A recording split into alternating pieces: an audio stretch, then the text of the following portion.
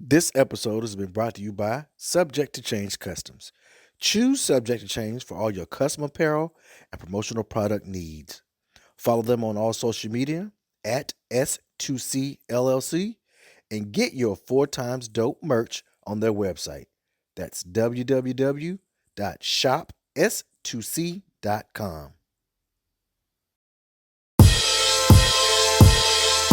Yeah, we in the building. 4 times dope. Yeah, we known to get it live, man. 4 times dope. New level, keep it high, yeah. 4 times dope. Mic check, now we on it, we live.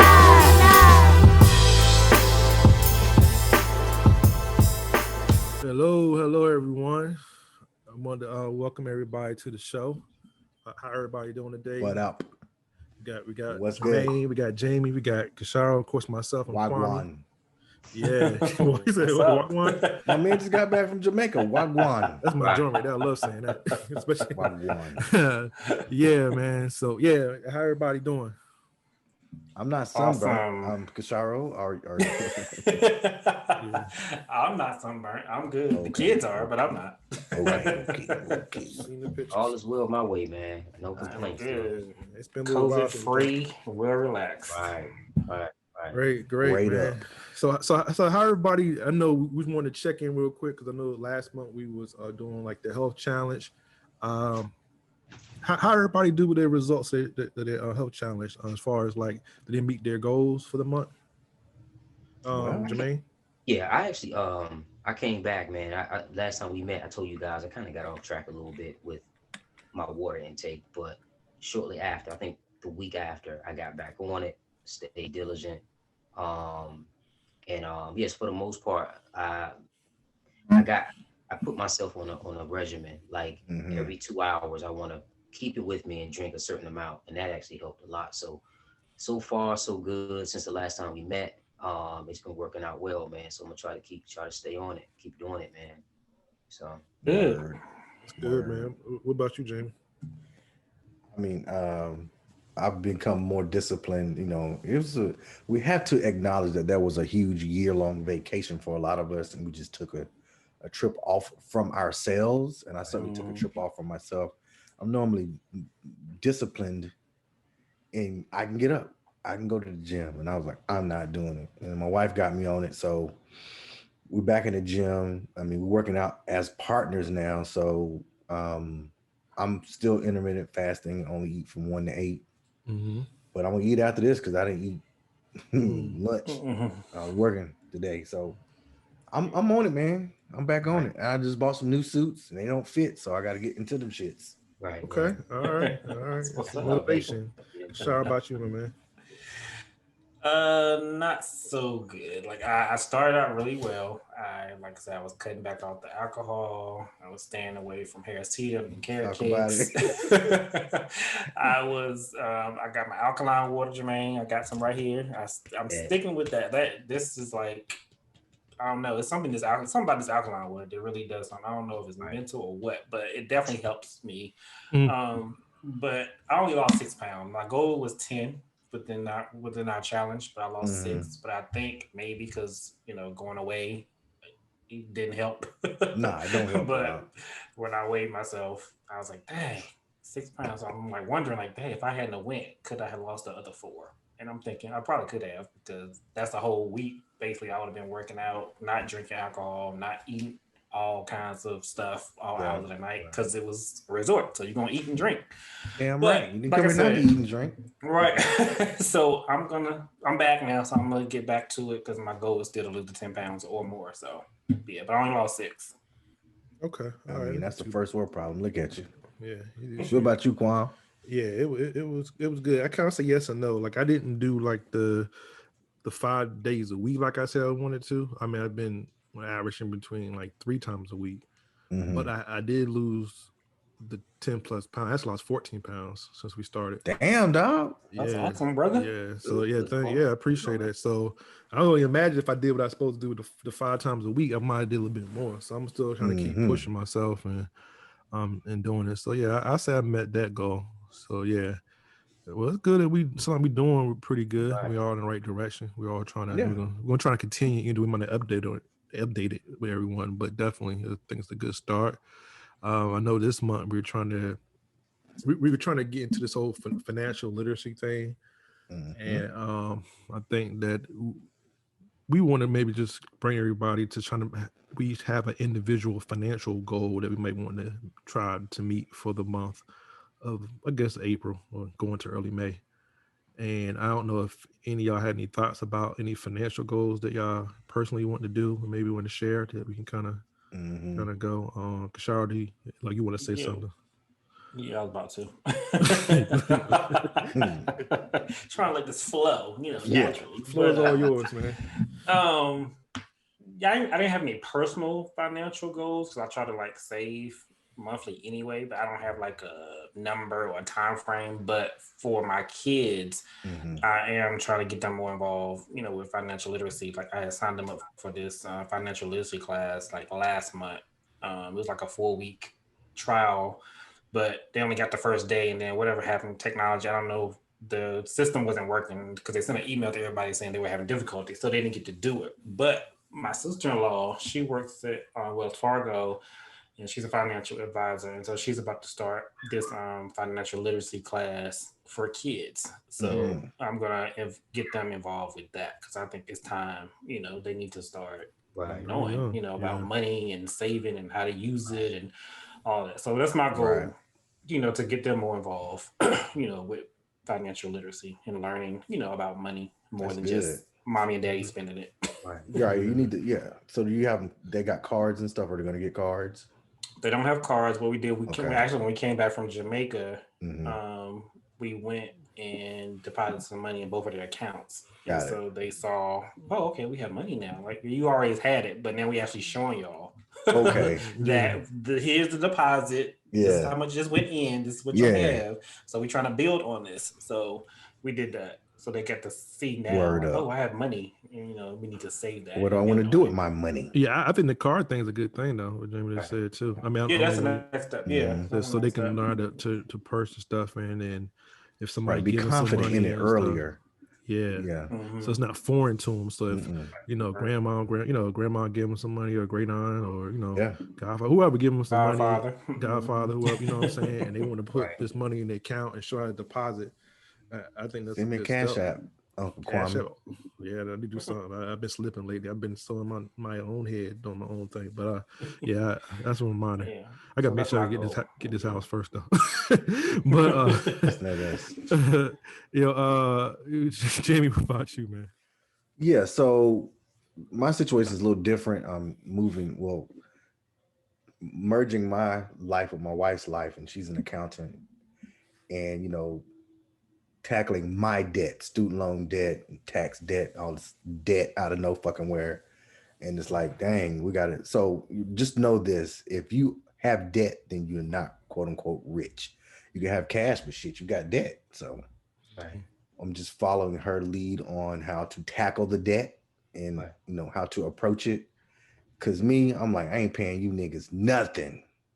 But that's not the answer because you're still in debt and your name is dirty. But I'm just really, getting that in line. And we got Madison an account. So that's why I asked Kashara about the card. So we got her a card. So she's, I got some money because she could check it. I mean, having cash is one thing, but getting comfortable because I didn't get a card until I came to Central. I didn't get a bank card until I came to Central.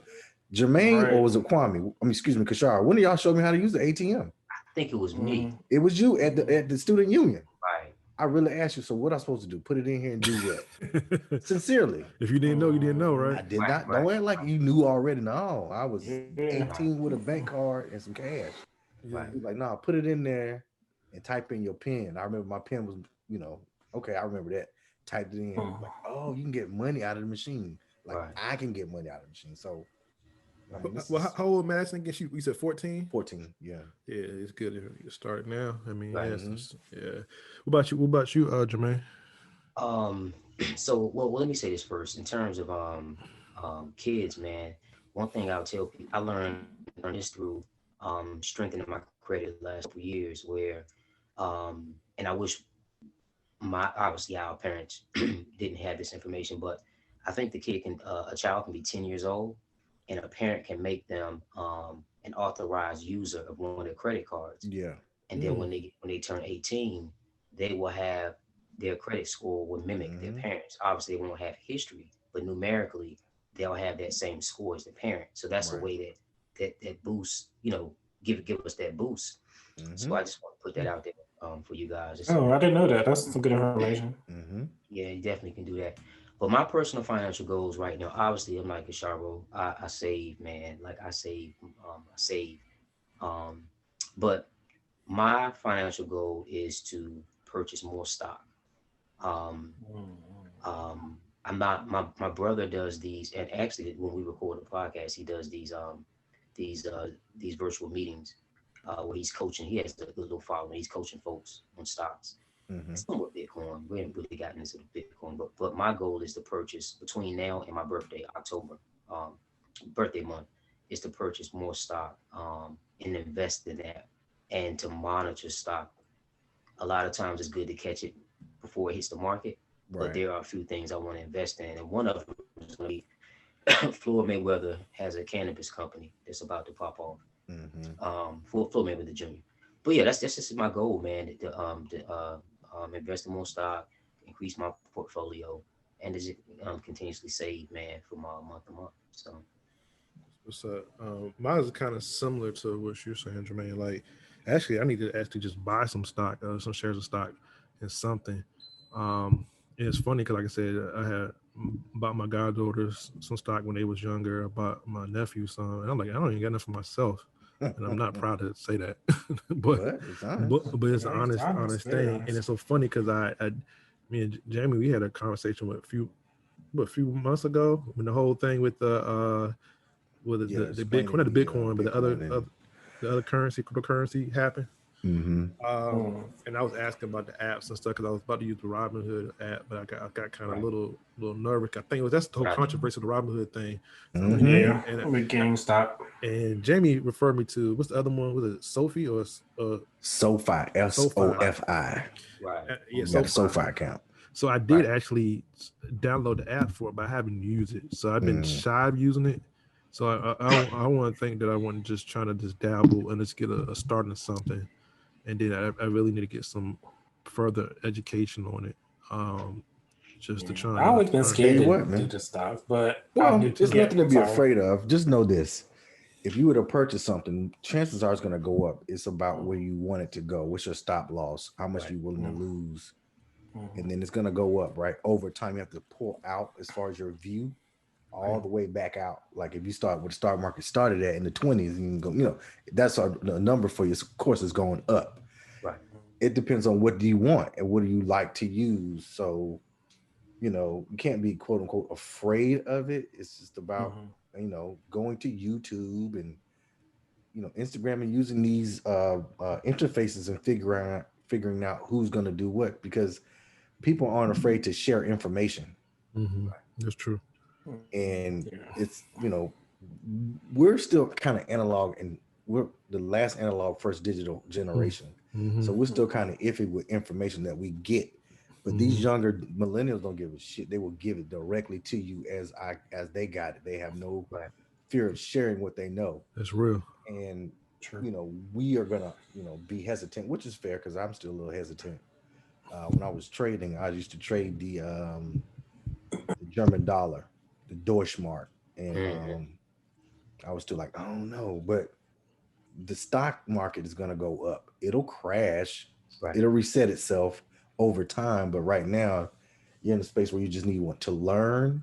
I Mm-hmm. mean, you could buy something that, gas, oil, Mm-hmm. just find some markets that you want to fit in and just sit on something. Yeah, Don't that's go what I need to do. trading every day. And I take it back. I mean, I think I got some Mm. shares when you like with your job and stuff like that. But I'm talking about just Mm-hmm. additional stuff like that and Right. just trying, like you said, playing with it. And like I said, I've been gun shy with it Mm-hmm. about it. I keep making excuses about it. So I'm gonna push myself to someone to actually just go ahead and pull the trigger. And Take Okay, some, do good. some research, check yeah, the reports out, figure out what they're going to do with the money that they do get. It's about reading and Right. and then saying I can part ways with $50 or whatever you plan on parting ways with. Yeah, that's true. Yeah, and it's funny. I probably have some resources I'm not even using. Like a couple of frat brothers really, I think, pretty good with it. So Fonzo, Eddie, if y'all listening, hit me up. I might need to consult with y'all. Right. But yeah, well, yeah. So we can just yeah. I just wanted to throw out. Oh yeah, the last thing I want to bring everybody, like we had the contest like a month ago about the name of the listeners, and it was a pretty lengthy list. And we want to just announce, I think the name we are gonna go with for the listeners, actually came up from the winner Martha Butler. Our She friend came Martha up Butler. with the Quattros. We're gonna call y'all the Quattros. What's up, Quattros? Quattros in the house. What's up, Quattros? So it's easy, simple. You know what I'm saying? Hold these fours up. You know what I mean? It's four of us. So yeah, the Quattros out here. That's to the listeners. So when we say that, Quattros, we're gonna be sending Martha a nice gift. Yeah. So from the 4x Dope podcast crew. Yep. Yeah. So get her information and we'll send her something. We don't know what it will be, but yeah, we got you, Martha. Got you covered. Thanks, Quattros. Yeah. So before we just jump into, I know we kind of talked a little bit. I just wanted to ask y'all: have there been a situation when you feel like you might have been too nice, and you should have been just an asshole in that situation, like just being too nice? But then, if you had to do all over again, you know what? You should have gave them. You should give them more of that jerkness that you have, built inside of you in that moment. I feel seen. Well, I'm gonna start with. I can see this might be easy for Jamie. So yes, I was gonna say Jamie should definitely go first. Disrespectful. you guys are disrespectful. Nigga don't be caring. Fuck. I mean, there have been a ton of times where I should have been more aggressive as of late, but I can remember one time, man, I was in Walmart trying to get some wipes, some adult wipes, my G. And there was this lady in the aisle. She was a worker, but she was so aggressive. She wanted my number. And she was just like not going to take no for an answer. It was a weird disposition she had. She was like much older than me. But she's like, yeah, I want to give you a call. Let me call you. Let me give you a call. Damn. Let me call you. I'm like, God dang. She had red lipstick on her teeth. I don't know. I can remember her being just a bad wig. She was like just very bland. And I just like, it was her aggression. Like how she had me cornered with both hands, and I just had nowhere to go, and I was just like, 919-824. She called me, and I just felt like a punk because I didn't back down. I mean, I did back down. I backed down and gave her my number. That old lady gave me the business. I mean, like in that 2-minute conversation in the aisle, man, I just remembered it, and I think to myself all the time. Well, not all the time, but I think to myself quite frequently about how I just got disrespected by the old lady. She gave me hell that and I'm like, I can't. How did I allow that to happen? How long before she called you? Like the next day? The next day she was on. I mean, I ain't pick up. Yeah. That's when we had house phones. Yeah. But I'm like, she got it out of me. So I can understand how some ladies could be. I mean, guys could, if men are that aggressive, I apologize. Right, for real. On our behalf for that shit. Yeah, women deal with it all the time. I can only imagine. I could only imagine. But I do apologize to women for that, for what I received that day. So I should have used my asshole ways. Look, old lady. Right. Beat it. I got a girl. Make one up. It didn't even matter. No, I had a girl. Oh, you did? Okay. So aggressive. That's funny, man. What about you, Jermaine? Right off, the first thing I can think of right offhand, man, I think I should have been more aggressive in certain job interviews that I've had over the years. I was probably, you know what, I more so, honestly, I felt like, this might sound like mad, conceited, but it's not. I mean, let me preface it with that. But not always. A lot of times when I go into these situations, I feel like I'm the smartest person in the room, or one of the smartest people in the room. So I'll tone it down, and the way that in my profession, when you interview, it's a panel. You might got 6 to 10 people interviewing you. Boom, boom, boom, boom, boom. I know that. And you just, you fire the questions back. But a lot of times I would tone it down. Not that I would like not relinquish information, right? But I would like just tone it down, or you wouldn't sell it. I wouldn't sell it or elaborate on a lot of stuff. where I actually should have. But yeah. But look, thinking back, and I think about that all the time. Thinking back, I think and I obviously changed now. Um, I'm a bull in the china shop now. You know what I'm saying? If I'm put That's in that right. situation like that. But there were times, but I had to. It was a learning curve. But there was times where Mhm.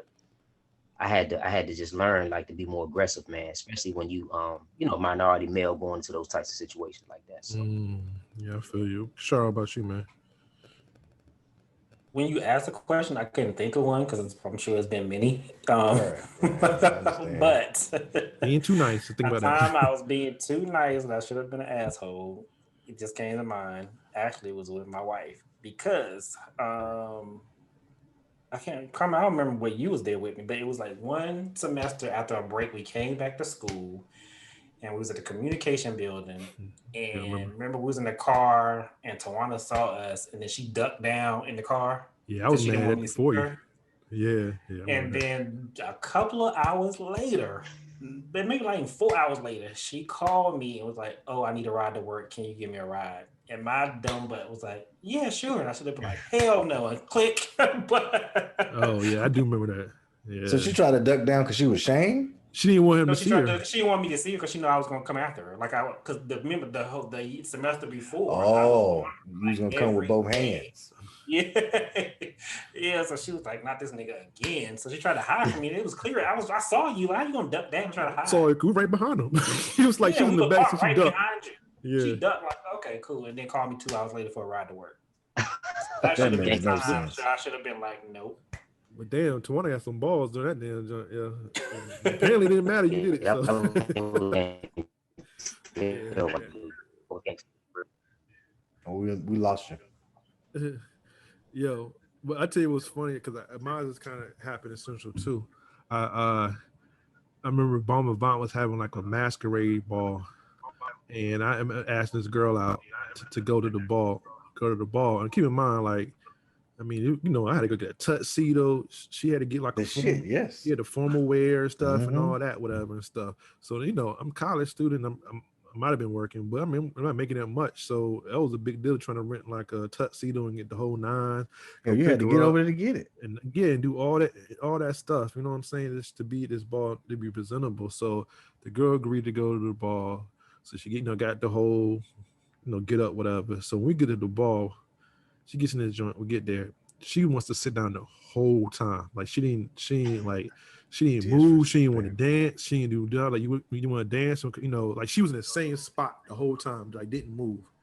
And I'm She like, didn't get no hors d'oeuvres or nothing. Just sat I there. mean, I might have been trying to be like the gentleman at the prom, trying to go ahead and like, get it forward, but she did not like.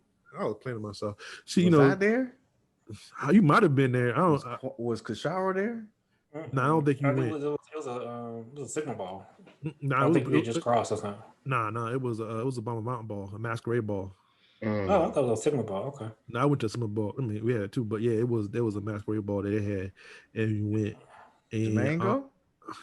I don't know if any of y'all was How there. are To be you honest with you, entertaining yourself if she was sitting there the Yeah, whole time? that's why I thought it was a signal ball because there was like a lot of signals there. nah, I don't remember that. To me, it just felt like in that moment, it felt like it was just. I mean, there's people there. I remember Warrior being there because it was masquerade stuff, and some other people was in the Bomber Vaughn, and a couple people. I don't think none of y'all was there actually. I don't And remember going to no masquerade ball. yeah, because I would have somebody to talk to. I was in this joint, like, like pissed, man. I'm sitting next to her. The conversation was just like, she was answering one Dry. word answers and stuff, man. And I'm thinking in my mind, like, yo, I spend this time, this money, and you don't even want to dance. You don't want to like conversate, not saying too much. Did I'm y'all like, take a picture? man, I You know, don't like remember. they do have the pictures up there on the side. Yeah, I don't remember doing that. I probably didn't. By that time, I was already mad, so I ain't gonna do nothing extra, spend more money on it. So, and I kind of wish, and I probably wasn't the right thing to do, man. I felt like I should just leave her here, man, just go and let her find her own damn ride. Man, that's how mad I was, and I kind of wish I did it. It might have been the right thing to do. I was pissed, man. So it just made me think that I just felt like I was way too nice in that situation. And Right. So Kwame, we're not gonna get the name. her name, I don't remember her last name. Her first name was Aisha. She's from Raleigh. Oh. You probably know if you saw her. I bet nobody, like that. Aisha used to hang out with Tanya. Yep. Was That's it? her. Is it? Yep. Yeah. I don't remember. I know she's from Raleigh. Yeah. Uh, That's her. is it? Oh, yeah, her then. Yeah. She a pretty girl. Yeah, but she came acting like that. She should tell me that she didn't want to go. I had some other choices I could have been dealing with. Yeah, because why go get your hair done, buy a dress and all that stuff, and you go That sit was there all night? in 99, She, 2000. she never gave you an explanation of why she acted like that. She was just like, I don't know. Apparently, she might not have been feeling me. She never said that, but she would just mean like she wasn't interacting like that. But it's like She went through a whole bunch of shit not to be. that's what I'm Exactly. saying. You wasting my damn time. Exactly. She You could've wasted her told me- money. That's her money too. She had to put a dress on. Yeah, I think I Makeup. might have met her mom. Every damn thing. Oh, it was weird. You have to But it do was the just- stuff. She it was went and some- took the rounds and decided that day to be like, you know what, I ain't with it. I'm like, damn, you know Oh, what I'm well. saying? Yeah, that's how it was, man. I felt I was way too nice about that. But anyway, like I said, just jumping into it, like I said, we want to I guess the question I want to ask, and I don't know. Well, I'm gonna ask like this: do y'all feel like financial literacy is actually taught like in high school and middle school, like the things you need to know about financial matters, whether it's like, saving, investing, learning about taxes, all that stuff that you need to know, buying houses. No. So it's not. No, it's not. Why do you think that that's the case? Like, I don't know if there's an explanation for it. I have the answer. All right, Yeah, I do Go too. ahead. Yeah, So yeah. Ford Motor Company is the reason why we don't know anything. Ford Motor Company. Okay. Ford Motor Company. So Ford created this system. So the reason why we go to work from 9 to 5 is because of this, it's Ford Motor Company.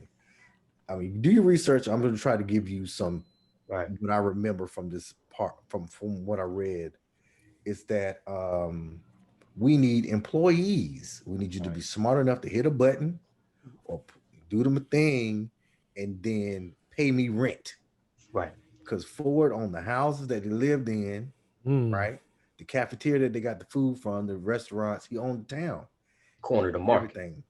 So what he needed to do was create a system where the people were smart enough not to ask questions. And why would I give you information about, taxes or, just basic literacy when I need you to, be a worker? I need worker bees. I don't need a bunch of people asking questions and being entrepreneurs on their own. Gotcha. It's simple as that. It's a system where it was created to keep the rich and the poor. I mean, keep you in place. The middle class is there to keep everything stable. You buy a house so you can be stable for 30 years. Right. So you can't mess nothing up. So that's purely the answer. I think the real question should be, why? What are we waiting for? I think they should be teaching it in churches. I think they should be teaching it. I mean, that's the one opportunity that you do have. I mean, Sunday school, you can put some of that and some basic knowledge in Sunday school.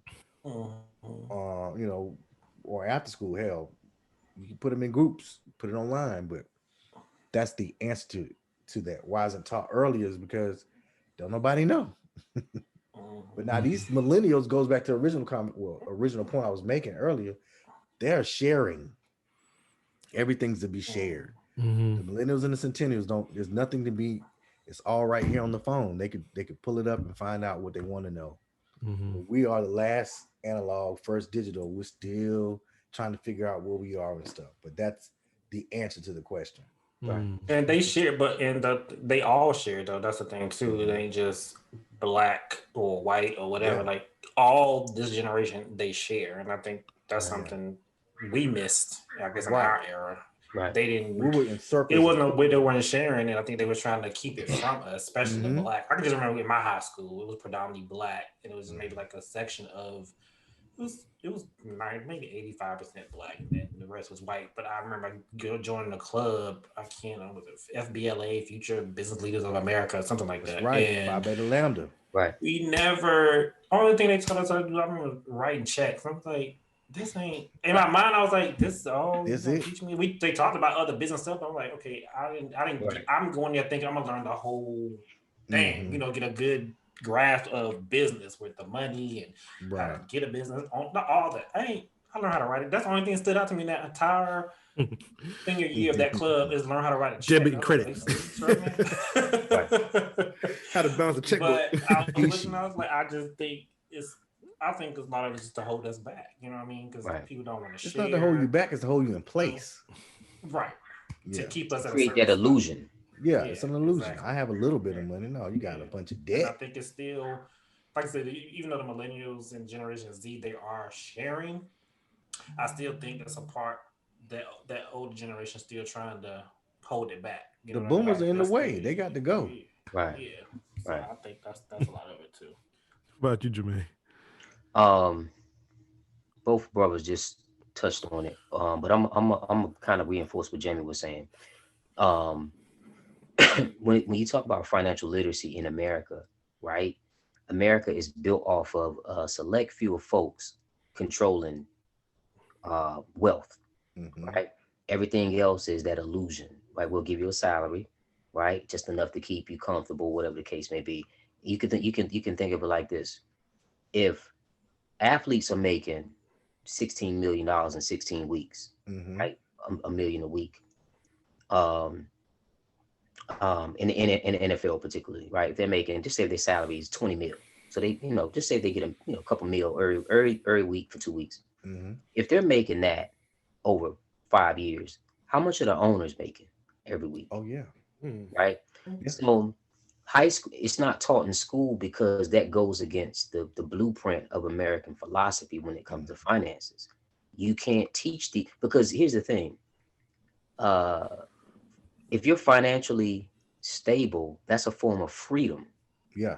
and that's a form of now you can take that and not necessarily financially free. I mean, not, I mean, if you're wealthy, either your money's going to work for you or you're going to work for it. The Right. idea is to sleep and make money, That's residual the idea. income, properties. Like you can, like, even with selling cars, man, like we're not taught, well, you can sell cars, but cars can be stolen, but you can't Hmm. steal houses. So where you want to put your money? Something that can't be Right. stolen. You see what I'm saying? Like these are Yeah. all the ideologies we were not taught, and we had Hmm. to, it was a learning curve. So I believe it's not taught in high school, because it just that would you're setting too many folks free. You're giving too many Way too folks many knowledge. thinkers are going to start thinking Right. And for too free. us, you guys got to think now. This is just it's a small analogy, but we're closer to slavery than these millennials are. So we Hmm. got the residue of the folks who got the residue and the ideology from slaves. I You know what agree. I'm saying? And that's why we're not giving anything. We're closer to that mindset than these millennials are. And then two, I think part of it is too, parents I think got younger after we came through. Parents Hmm. was I just noticed, parents were younger, even in my classes. But technology liberates these folks. Technology gives everyone a platform and liberates them, so they Hmm. really don't have that drawback like we had. We had Right. nets, the internet.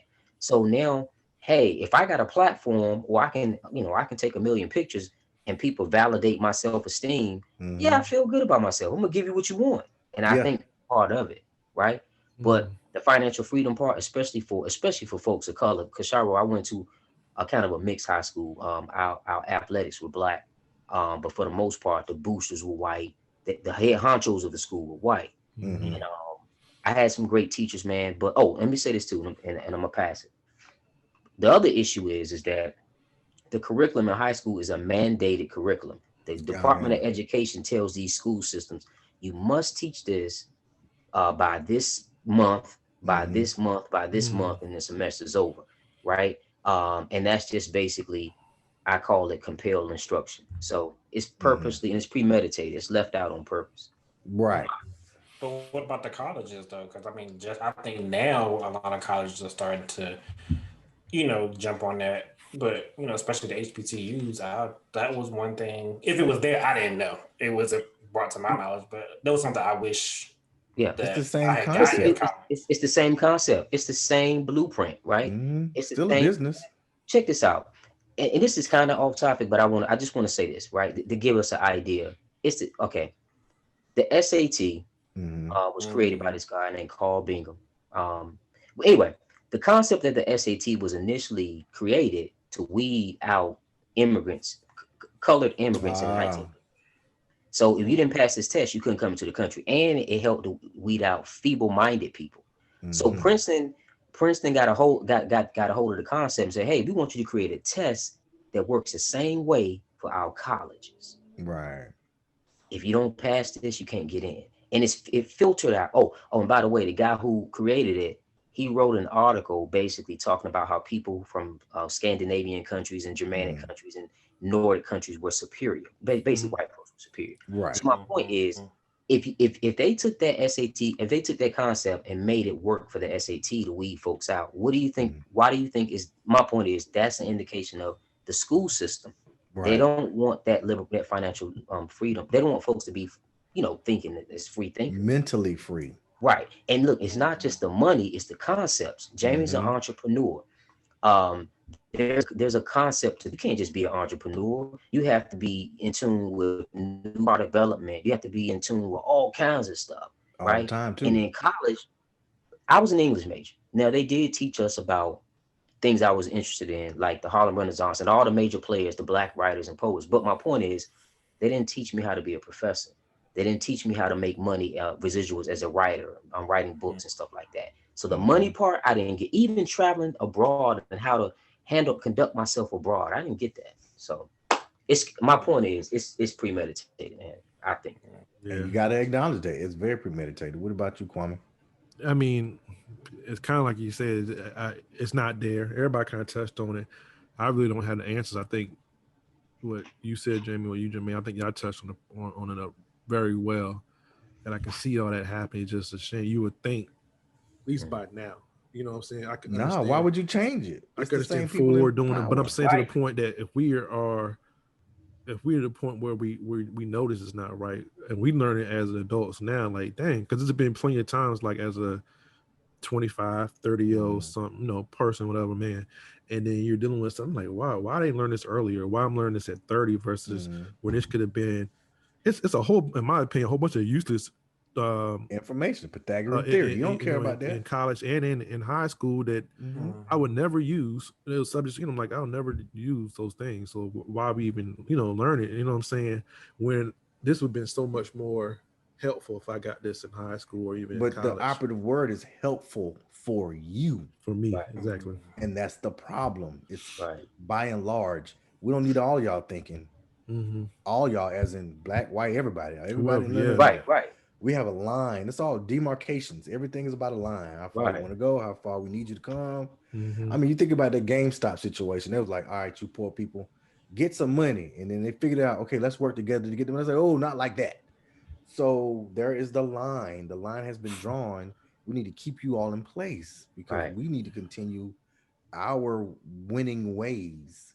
Right. Yo, I'm sorry, but when you said the games, I'm sorry. When you said the GameStop, I thought about something because you brought it up, and I just talked to Josh. He said he made $14K off that joint of the GameStop. A lot of people got paid. A lot of folk got real cash out of that. Right. He just told me that like 2 days ago. And I was like, damn, for real. They was like, wait, y'all taking too much money because if you look at what a short stock, what a short sale is. Yeah. I mean, you do the research like, oh, that's how they do it. Basically, they borrow stock. So we figured this out in the second versus they just kept the information away from us. But the internet doesn't, there's a hiding corners is right there for you if you search the right terms.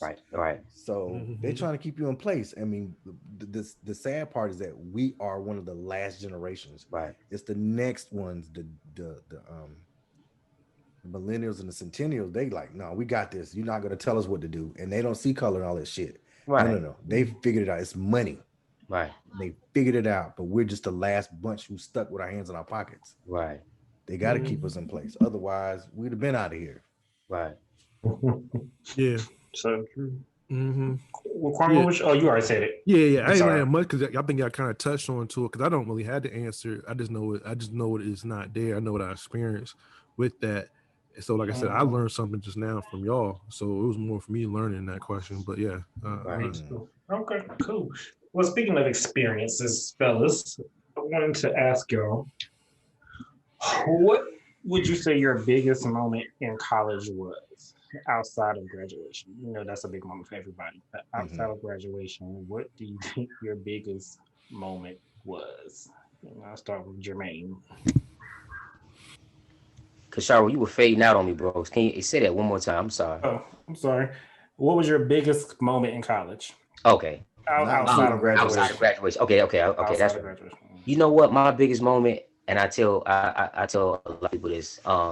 As an English major, Mm-hmm. there was this exam. Like you could take all your core courses, and then you had when you passed the core courses, you had only I think 3 or 4 courses, the 4,000 level courses or something left. Mm-hmm. But in order to get to those classes, you had to pass this big exam. It was called a comprehensive exam. Comp Um, exam. yeah, comp exam, and I everybody hated it was comps. it was like the boogeyman in the department, man. It was like, Mm. put it this way. I remember, not to throw him under the bus, but he did graduate from Central. But Sean Alexander, right? Throw him He on the was in. bus. Let's kick him. Go ahead. He Sean switched his major Alexander. because of the comprehensive exam. He switched to history. People were switching to majors, yada yada. So I remember, I never forget this, man.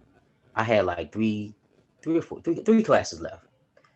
I was getting water in the communication building. Dr. Farabee walked behind me. This was some cold gangster 1970s type stuff right here, yo. Mm-hmm. He walked behind. I'm getting water, just getting water at the fountain, and he just walks by. Jermaine, you passed the comprehensive exam, and just kept walking. Damn. That's all he said. Yo, I looked up. When I looked up, he had turned the corner. I said, Dr. Farabee. I went straight to his office. I was like, man, Dr. that was Therapy. happy. Yeah, man, that was one of the happiest moments, if outside of graduation, that I can think of. Because in my mind, that was my pathway to graduation. Right. And I didn't want to come back another semester and just have to take some BS classes and spend money, right? But Just to pass man, the when exam. Farabee said that, man, yo, I was Outside liberated. Spring 69. Yes, sir, I was Hercules. liberated, man. So that was my happiest moment, man. Oh, cool. Kwame, what about you? This was hard for me because I mean, if it's not including graduation, I don't have like no defining moment for me. It's a whole bunch of little moments that just made my experience in college good. You know what I mean? And just man, I think actually the fact that I actually went to Central period because I don't know if I shared this, but like I didn't know anything about Central at the time. Like I said, I went to high school in Norfolk, Virginia, and like I said, so I came to Central not knowing anybody, so it wasn't a situation where people was Mm-hmm. coming from the high school and some going to A and Like we T and all some going to going to Central yeah. and everything. I ain't know not one soul, and like I said, in the time it was funny because I think Fayetteville State was the first school that accepted me. So in my Mm-hmm. mind, I'm gonna go to Fayetteville State because I ain't know about them either. So they don't want to accept me. Right. And my dad was just like, "Nah, you going to Central." I was mad about it. I was like, I don't want to go. I mean, I was more mad because I felt like it wasn't my decision because I didn't know nothing. Your Like, decision no. was to go to Fayetteville State. Yeah, and I felt like because they the first one who accepted me, so that's why I should go at. Nah, son, Not that's not how knowing. it worked. I'm glad that was like that's how I was thinking at 18 years old. Accepted me too, and I was like, "Well, that's nice. That's real nice." Yeah, I had no idea. Jamie, you was right at home, Jamie. It's too close, baby. I'd have been a you Bronco, right. but it was way too close to home. Nah, bro. So I didn't know nothing. So my dad rationale was like, well, at the time, because my dad was still in the Navy, they were still in Norfolk. It was like, well, you got family in Wake Forest, you got, family in Hillsboro. So somebody need to get to you. That's how it As works. family, you know what I'm saying? Then, you can make a call and they can be there to help you. So I was like, all right. So I was still pissed. Then I went to the damn early orientation, E.O.P. Boy. I saw all them chicks there. I was 17 like, to 1, baby. Man, 15 to 1. I was in there about 17. Mom. Oh, 17, whatever the number was. I know it was a lot of them and not that many of us at the time. And I was just like, yo, people was cool. The people was very enthusiastic as far as like the E.O.P. counselors or what I can't remember what they're called. But yeah. And I saw that ratio. I was like, yo, I think I'm gonna like it here. And that was just the tip of the iceberg because at that point, that was just the incoming freshman. And when I got on that campus and I saw when everybody got there, I was just like, yo. So I remember when I was in there, probably walking in the cafe one of those times, I like, yo, I have to do good in this school in order to stay. It was all for the wrong reasons, boy, I'll tell you. No, that's the reason why I did so well. I'm like, no, I need to stay here. I'm gonna tell you something though. I promise you. When I started going to NCCU around 93 just to visit my sister, but 94, our senior year when I went, I was sold, man. She was a RA or something. I think she was in Bang, one of them dorms. And it was just so many women on campus, man. So many, like just so many. I was like, yeah, I'll be here in a couple months, yo. But no, Yeah, I'll be back. Just give me a couple months. Yeah, so Ishar, I'll use that as my biggest moment, realizing that I needed to be at Central. There you go. Right. Realize that you needed to That's be essential. good. That's a good one. no doubt, no doubt. JJ Bug, what's up? So listen, My bad. my biggest moment at Central was very anticlimactic. I need to start with that. It's a decision I had to make. Mhm. I had to make a grown man decision in a split second. Mhm. So when I moved into the dorm, I had a roommate. His name was Luther. Luther was from Charlotte, and he was a music major. He was what do you call those? A mama's boy. He was a real life mama's boy. Mhm. He could dial his mama on the touchpad phone. Remember, you had to push the numbers in. Right. Mhm. He had to dial with a 1-800 number and then her number. He could do it like this. He didn't have to look at the phone. That's how much he would call his mother. He didn't even remember the pattern. He knew the pattern. That's what I'm saying. He knew the credit. He knew the calling card number and then the home number without looking at the pad. That's crazy. That's how much he called his mom, and that's before cell phones. Yeah. This is landline, and he had stolen my identity. Remember, our social security numbers were on our cards. Right. That's right. So he stole my. That's the first. I had my identity stolen. So he put a calling card in my name, and I was calling to the dean's office. So by the time I got back to my room, he was gone. He He going had for moved the. out. Oh wow. So when they called me to they say, "You're not from Charlotte." No, I'm from Red Springs. They're like, okay, well, I mean, it's like I'm not calling his mama 5 times. They showed me the records. He would call his mother so much in a day, it was ridiculous. Wow. So Luther, he moved, he left, he went back home. So I was stuck at that semester. If you remember, Jermaine, I had my room by myself for like 2 weeks. Right. So here is the decision, guys. Mr. Donnie Cox came to my room and said, look, you need to pick a roommate or give us money because you got a single room. So I had 3 choices. At the end of the hall was another freshman. I don't remember who it was, but his room was just as busy as mine was. I had the TV and the refrigerator and all the shit. And then at the other end of the hall was the same kind of thing, another freshman. But listen, y'all, across the hall from me was a grown ass man who only had a carton of books and a pennant on his wall that said Omega Sci-Fi. Kevin Carpenter was 24 years old and I'm 18 and a baby. Right. He looked like a grown man. He's a 24-year-old behemoth, and I'm a child essentially. And Mr. Cox said, you know, let me know which one you want, and then get back to me. And I just thought to myself, should I pick a freshman who's just like me, another freshman who got all the shit in their room, or pick this guy he's the only cute on the yard in 1995, fall 95. He came back to school to finish up his degree for that semester. So he's the only cute on the campus, y'all. So I made a grown man's decision and picked a grown man to be my roommate. So I went over to him and said, look, man. I said, hey, Mr. Cox said we could be roommates. Kevin said, okay. So the reason why I thought about it was, one, he's a cute, but then it's like all he has is a crate of books. So we moved him to my room. I grabbed his crate of books, right, put it on the bed, and he's in. He took the pennant off the wall and put it up there. So what I did was, through Kevin, learn how to talk to girls. I ain't no big brother, and learn how to entertain people. And he having people over to the room. And that semester we had Fall 95 come out. So all those boys had to come through me because I took all the messages and stuff. So I learned all the languages. So it was the biggest decision I've ever made, because in that moment I became a Q because I knew everything. I knew all the poems because he left them out for me to not see. Man, I took them poems, man. I learned all them. I learned all them shit. I learned them all my first semester. See it through. Got all the if. I learned them all. I knew everything. It was too late. I learned it. And That's funny though. that's I never the heard it before. That biggest moment in my, because I could have easily chose the other two dudes. Yeah. Right. I could have picked anybody, but it was the fact that he was sitting right there, and it was because he ain't had shit in his room really. But he was like, well, I mean, Right. and from him I learned so much. Well, So yeah, it that seemed like was he my was Kevin destined was too. That was cool. a very good. That was a good decision. But it was Yeah. so funny. But even you think Mr. Cox also a mega, as a yeah, cue, Mr. Cox. but gave you that attention too. So it was all lined up for you, It James. was all lined Right. up. It's like Right. the Holy Trinity kind of thing. It's like That's funny. these things descended upon me, because if Luther had messed up, a Right. lot of things could have changed. But that's what happened to me, and I had to make the decision in a split second too. Like, I'm Right. gonna go ask him. That's the old man.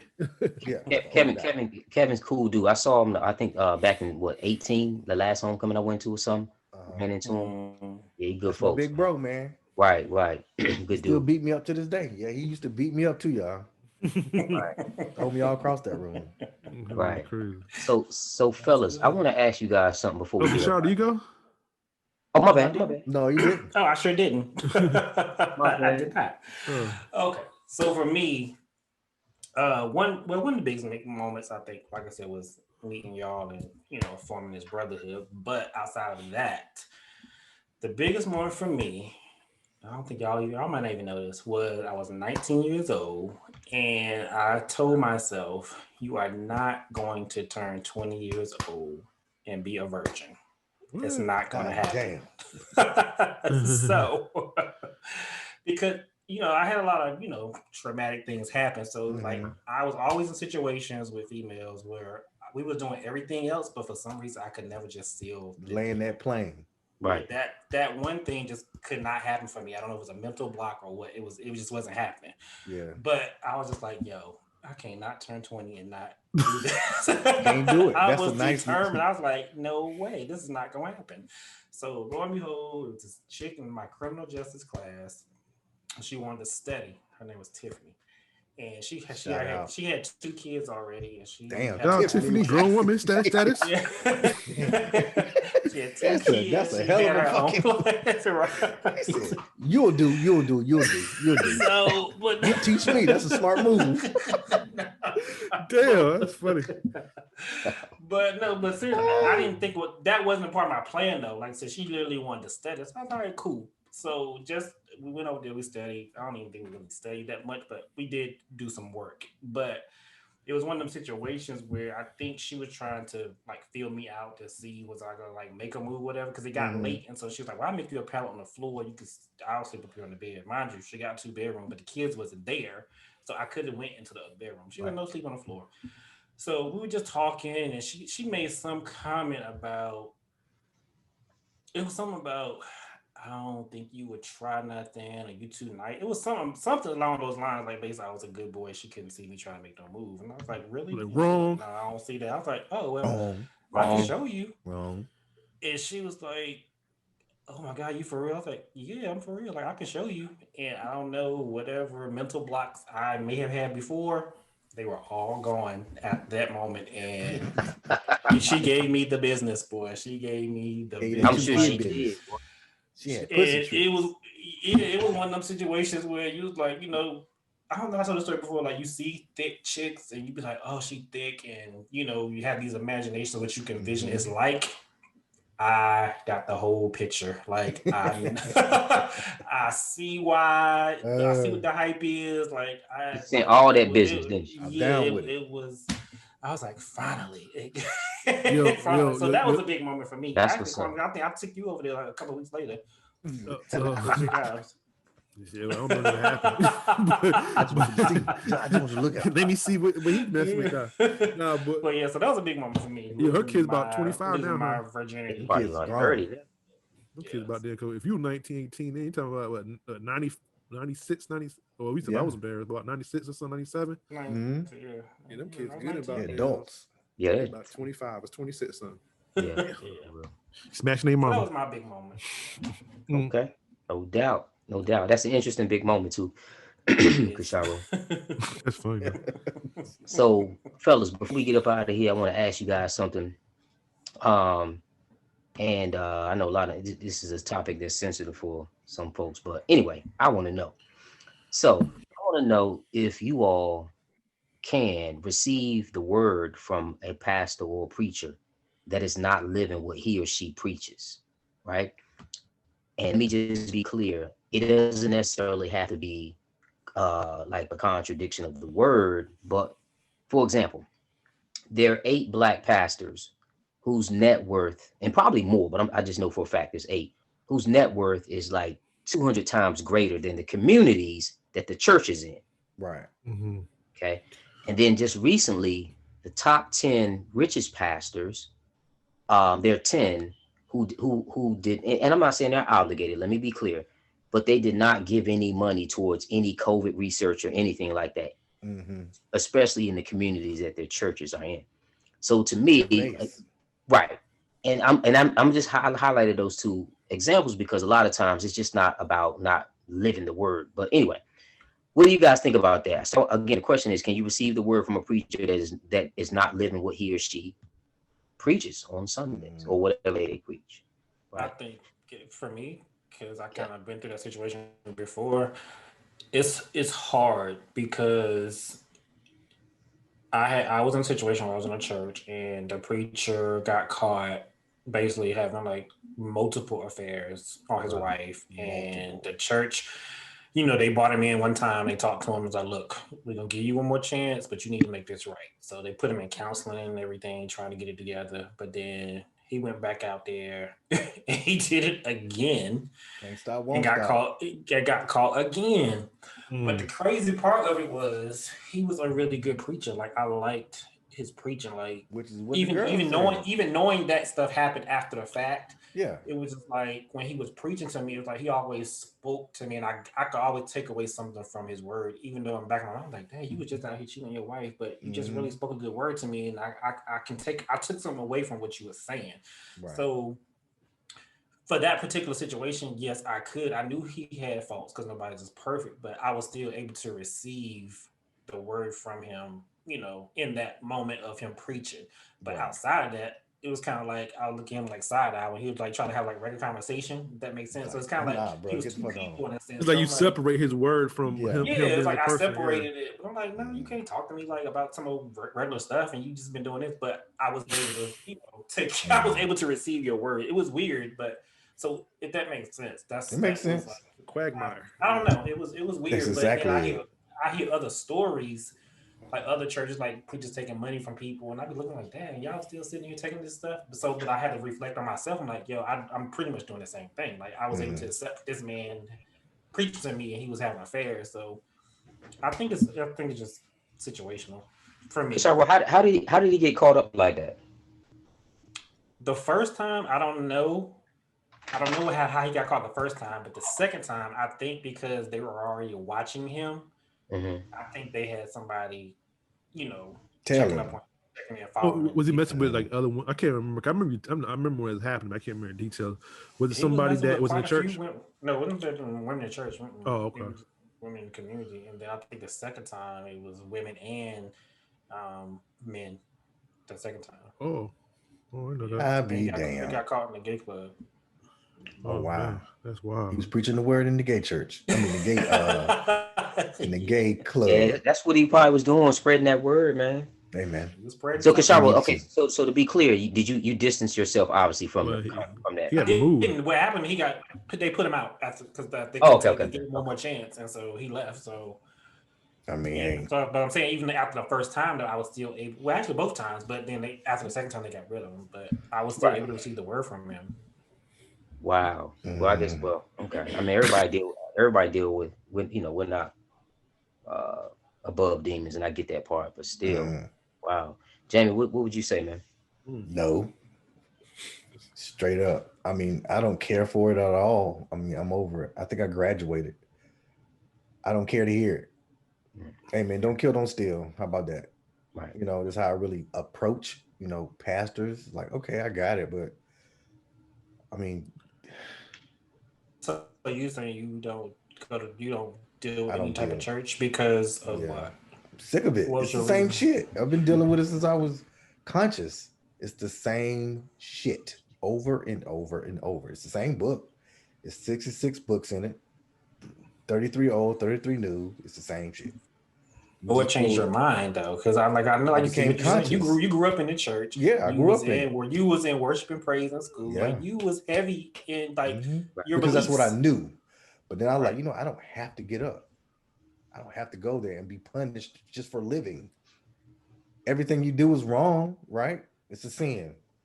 I mean, any kind of fun you have it'll be trotted upon by a Christian in some way, shape, or form. Mm. Oh, you can't do that, man. So I was like, you know what? I can't keep feeling like I'm wrong just for existing. So I just removed myself from it. And Yeah. I'm over it. And it's not the So religion; it's the people. It's the yeah, people. It's so not the that's what religion. I'm It's saying. the So you opportunity haven't that we've lost your lost. faith in your belief. It's No, just it's just the people. that part of it. The Right. We've lost an opportunity, man. All this money we've been raising, and we have not shown anything after all these years. If you think from 1980, we've raised $80 billion in the black church, and there's just nothing coming out of it. I mean, Right. we created universities in the 1800s, but here we are in 2021, and we lost our path. We've fallen from Right. making a larger base, just making a parallel straight up to this church is the biggest church, right? And we Right. follow this guy, Joel Osteen. That's the first thing came to my mind. Mm. mhm. And this guy has all these people here, and it's a machine. It's a beautiful machine. Now the Right. business behind it is amazing. It's just the opportunities that we have lost, and it's nothing's coming out of it. And can't point to one thing that we've produced as a black church really since the 80s. And that's just that number 80 billion, not million, $1 billion we Right. raised tax free, and there's nothing that's coming out of that. And just asking for it, if you really put all of your you know self into that one man at that church, he's Right. just as human as you are. His thought Mhm. pattern is a little bit different, and his belief pattern is a little bit different than yours, and you've Mhm. been trained to be the listener. Mhm. That's it. And I Right. don't care to listen anymore. I'll jump in and be like, "Oh, okay, I heard you. I heard that before," because I can pull back. Like, I heard that. I remember that. I was in 8th grade when they gave that speech, Mm-hmm. because it went So how from does hell the and fire and brimstone now to you're going about prosperity preaching. Mm-hmm. You can do it too.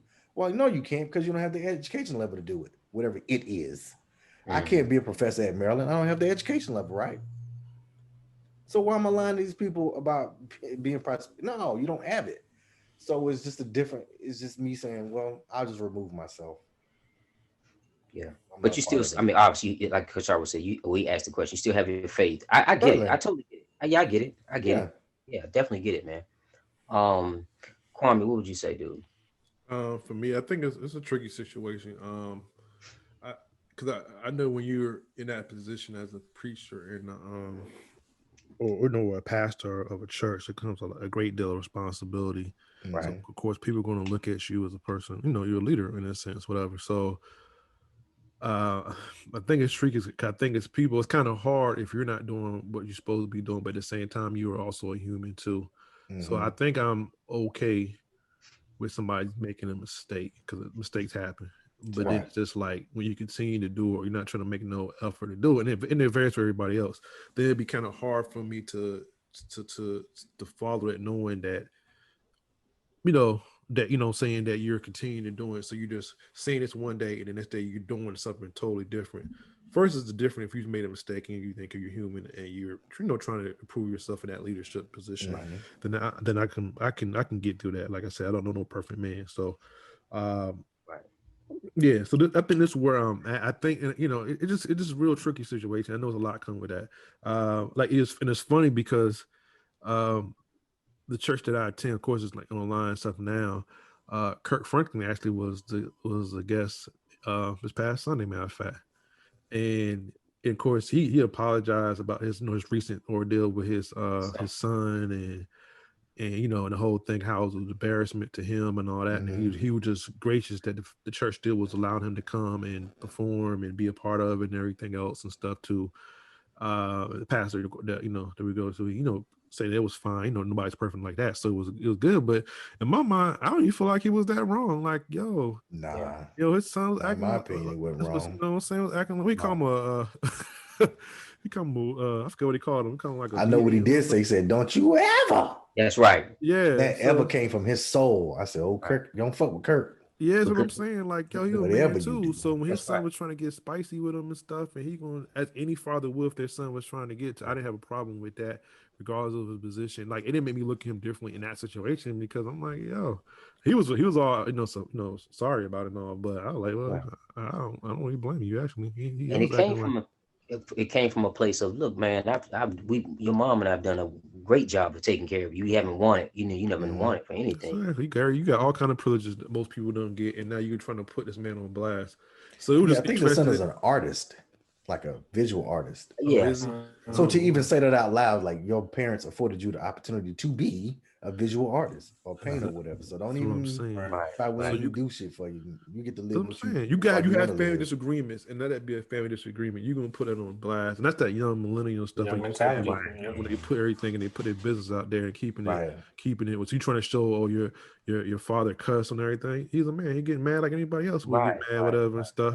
And if you acting like a punk MF or whatever he called, I can't remember what he said now quote, but You said a I don't. bitch ass. Oh, Yeah. yeah, that what it was. You Yeah, said Yeah. so if if it your was bitch that, ass ever, hey, don't you ever. he proved it. He proved it with what he did. You know what I'm saying? Okay, So yes, sir. Right. I ain't mad at him. I'm So like, why you apologizing for? right. So Kwame, you know what? Me personally, I feel, well, I do feel the same way. Not kind of. I think at the end of the day, it's easy to lose focus in terms of seeing these folks as human beings, because once they get home and they have to deal with these humanistic issues, for example, Kirk Franklin, um, those things come out. And part of being a pastor is your profession. Not saying that they're faking it, but you have to put on this persona when Yeah. you enter the tabernacle. So to answer the question, in terms of being judgmental and not forgiving, that's not me. I'm up for, Kwame, like you said, we all make mistakes, right? But you can't come in, if you're over the flock of the congregation, I'm sitting in, if you smash something in the church now, all right, man, look, man, I might come back in 2 months or something, but when I get back, you can't still be smashing all. You know what I'm saying? Yeah, yeah.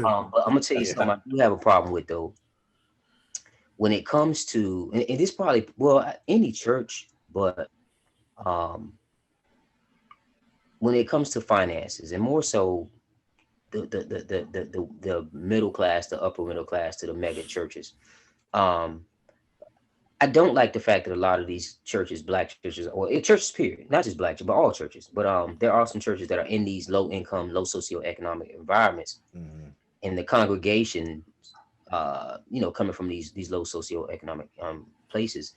But and I'm not saying this is the church's job. I'm just saying, I do believe if they're having any sort of financial issues, the church should be that source. Hey, you need your lights on, you need your lights, whatever, let's work something out. I think the church some churches have that ability to say, hey, we can't be pulling off in Bentleys and Mercedes, and then now, these cats taking the bus home. It should be create jobs, right?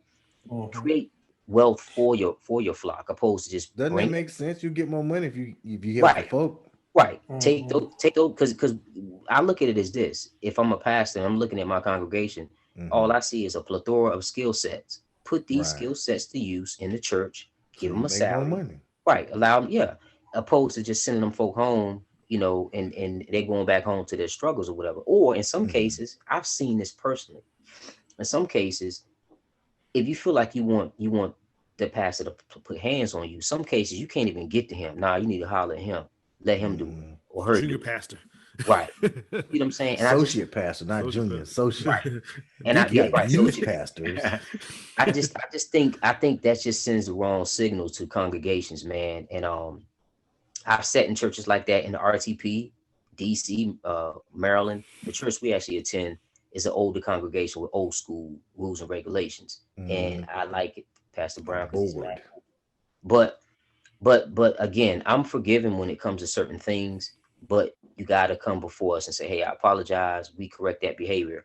But two, part of that is just not physical behavior. It's that a monetary behavior too. Like, yo, you just can't be out here riching it up and your folks struggling, or they can't even talk to you. Right. Yeah. So that's just my take on that. You're like personal. a celebrity kind of thing. Right. Exactly. They call those, what do they call those? Armor bearers. That's what Fats was at his church. I Like you saw couldn't that. even talk to I that went to dude. Talk to I the went to pastor. church one night when Fats was an armor bearer, and actually I Okay. disagree with that because I when they wholly came disagree with that. when they came out, it Hmm. was like he was like A it was like celebrity. a celebrity. And I know Jesus had well, we ain't got to go that deep. I know about that, but my point is, yo, that sends a signal like this Jay-Z coming out of here or something, It's a right? mind fuck. It's a beautiful mind fuck, actually, that make you, it elevates you. Right. It's a money play. I appreciate it from a business side. Trust me, I do. But if I'm here in your congregation, I'll be damned. I'll be damned if I can't talk to you. Right. Right. And that's the message, hey, Jamie. That's what it sends. It sends this message that I'm untouchable. You Yep. can't talk to me. Yep. You can tithe, but you can't talk to me. I'm You gonna know what I'm need you to saying? tie it. Right. But you can't hold a conversation. I need you to break it off for your boy. So that's the part I disagree with, man. So and there's some other stuff, but we ain't gotta go there. So I'm gonna leave it at that. So yeah. Yeah. All right, fellas. This is a great episode. So let's transition into our dose of dopeness. If you could insert a song here, Kwame. Perfect. Okay, cool. All right, everybody. Miss Amber Mitchell, owner of Berry Chic, is our dose of dopeness today. She is the queen of berries. She is my little sister. She's been baking since we were kids, and now she's at the top of her game and only getting better, y'all. Currently, she's serving like Fayetteville area, and she can ship, Dope. some of her delicious treats all over the country. She even did Faith and I wedding cake, and it was delicious. Probably like the only thing I could consume that day because my stomach was so damn queasy. But that cake was good. Amber's known for her cupcakes and her dipped strawberries. And now I Yeah, they saw a are bomb. picture of her making a banana pudding cookie. So it's a Wow. cookie with a banana pudding and then a vanilla wafer as a cookie. Right. So my sister is getting it in. That Follow she her on. shipped? Yeah, she ships. Okay. Follow her on social media. You go to the website Berry Chic, Berry Chick. I keep saying Berry Chic. BerryChickNC.com. That's BerryChinnC.com. Right. On Instagram, Berry Chick _NC. And Facebook is Berry Chick NC. So Amber Mitchell with Berry Chick is our dose of dopeness. No doubt. We'll support That's it. what's up. Shaw, take us home, Cool, baby. cool. All Right, right. right. So now we have a name for you guys. We want to thank all our Quattros for What's up, listening and Quattros? watching. Thank y'all for listening. This is our new name. Thank y'all for taking the time to rock with us again. Until the next time, make sure you check us out on Twitter at 4x Dope Podcast 1, on Facebook and Instagram, 4x Dope Podcast. And if you want to drop us an email, DM, looking for sponsorship, you can email us at 4timesdopepodcast@gmail.com. And if you want to check out some of our dope merchandise, you can go to www.shopS2C.com. Until Remember next to time. like, share, and follow us. Right.